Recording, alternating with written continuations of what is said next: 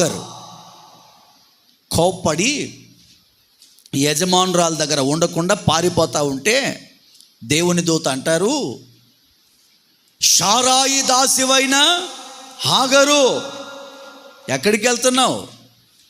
నీ యజమానురాలి చేతి క్రింద నీవు లోబడి ఉంటేనే నీకు ఆశీర్వాదం. లోబడి ఉండకుండా మనం బయటికి వెళ్తే ఆశీర్వాదం వస్తుందా? ఆమె వెంటనే తన పొరపాటు తెలుసుకొని వెంటనే ఎక్కడికి వెళ్ళిపోయింది? తన యజమానురాలి దగ్గరికి.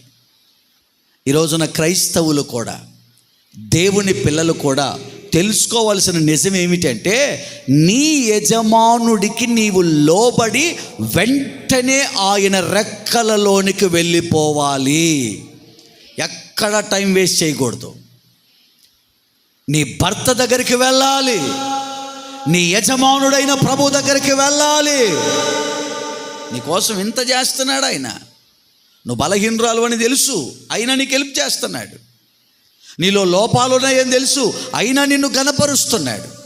నిన్నెక్కడన్నా అవమానపరిచాడా? మీరు బైబిల్ అంతా చూడండి, సంఘాన్ని దేవుడు ఎక్కడైనా అవమానపరిచినట్లుగా ఉందా? తన భార్యను దేవుడు ఎక్కడైనా కించపరిచి మాట్లాడినట్టుగా ఉందా? అవమానపరిచినట్లుగా ఉందా? తన భార్య అయిన సంఘం కోసం ఆయన ప్రాణాన్నే పణంగా పెట్టాడు. తనలో ఎన్ని లోపాలున్నా ఇంకా సహాయం చేస్తున్నాడు. మరి నీ కోసం ఇంత చేస్తున్నప్పుడు నీవు లోబడు, దేవుని కొరకు బ్రతుకు. వాక్యం ఏం చెప్తుంది?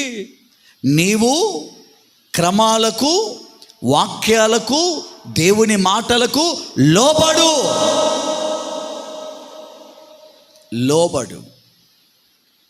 మీకు ఇంకొక మాట చెప్తా, మొక్కై వంగనిది, సామెతలు బాగా తెలుసు మీకు. మొక్కై వంగనిది, దీన్ని కొంచెం పక్కన పెట్టండి. ఇంకొక మాట చెప్తా, ఈడు నా మాట వినట్లేదు సార్, ఇక నీ మాట ఏమి వింటాడు?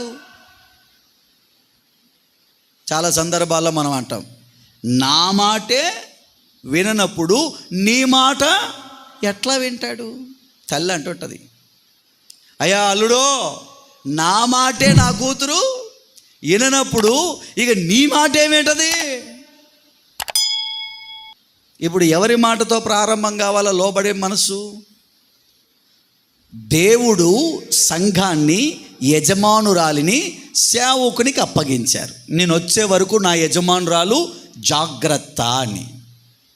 ఇప్పుడు ఈ యజమానురాలు సేవకునికి లోబడి యజమానుని కొరకు బ్రతకాలి. ఎవరికి లోబడి?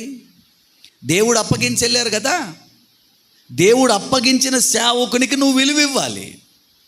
దేవుడు అప్పగించిన సేవకునికి నీవు విలువ ఇవ్వాలి.